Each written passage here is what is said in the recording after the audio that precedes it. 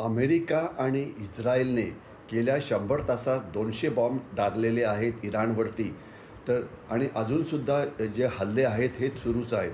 तर यामुळे इराण माघार घेऊ शकतो का? तर ज्याचं उत्तर आहे अजिबात नाही. आज युद्धाचा 5वा दिवस आहे आणि जी माहिती आहे की पुष्कळ बॉम्ब टाकले आहेत ही माहिती बरोबर आहे.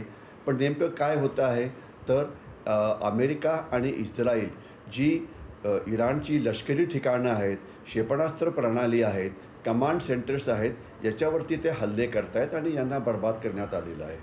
याच्याशिवाय जी काही इतर लष्करी टार्गेटसुद्धा टार्गेट करण्यात आलेली आहे.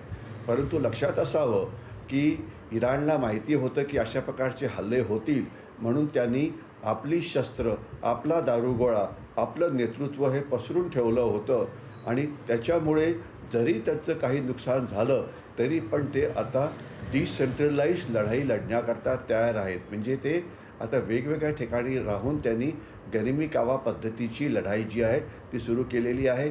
आणि ते नेमकं काय करत आहेत तर ते त्यांचे मिसाईल्स अमेरिकेची जी तळ आहेत गल्फमध्ये किंवा खाडी देशामध्ये त्याच्यावर ते करत आहे. ते इस्रायलवरती मोठ्या प्रमाणात बॅलिस्टिक हल्ले करत आहे. ते ड्रोन्सचा वापर करत आहे. म्हणजे गेल्या 4 दिवसाची जी लढाई आहे त्याच्यावरून असं दिसतं की अजूनसुद्धा इराणची लढण्याची क्षमता ही पुष्कळ मजबूत आहे. लढण्याकरता 3 महत्त्वाच्या गोष्टी लागतात. एक तर आहे नेतृत्व.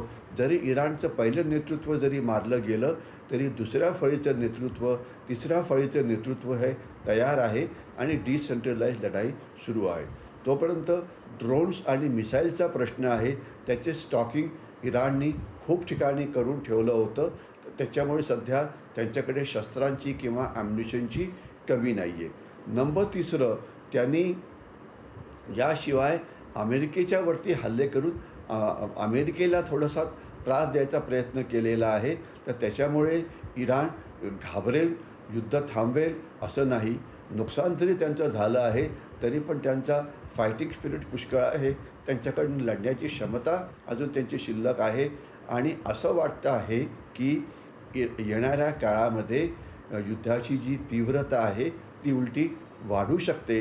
इराण पटकन कोलॅप्स होईल आणि युद्ध पटकन संपेल अशी शक्यता सध्या तरी दिसत नाही.